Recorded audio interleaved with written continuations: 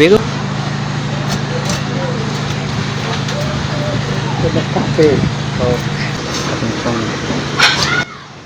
মাওয়ার ইলিশ ভাজা খেতে ভারী মজা। সুপ্রিয় ভিউয়ার্স, আজকে আমরা পরিবারের বাচ্চাদেরকে নিয়ে মাওয়া এসেছি।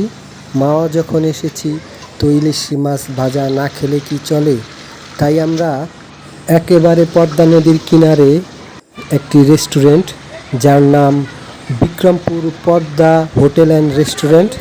তো এই রেস্টুরেন্টেই ইলিশ মাছ মানে তাজা তাজা না ঠিক ইলিশ মাছ পাওয়া যায়। তো সেখান থেকে আমরা কাঁচা ইলিশ মাছ ক্রয় করি 2200 টাকা কেজি হারে। দুইটি ইলিশ মাছ নেই, প্রায় 3100 টাকার মতো আসে আর কি। তো সেই ইলিশ মাছটা কেটে ধুয়ে এখন ভাজি করতেছে। তো সরিষার তেল দিয়ে ভাজি করতেছে, হলুদ বা বিভিন্ন ধরনের যে তাদের মশলা আছে সেগুলা মিক্স করে ভাজতেছে।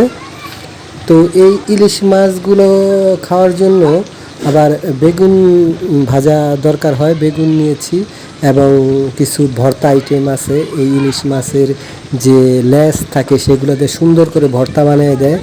তো এই ভর্তাগুলো আমরা প্রায় মানে বড় আছি 8 জন আর বাচ্চা বুচ্চা মিলে প্রায় 13-14 জন হবে।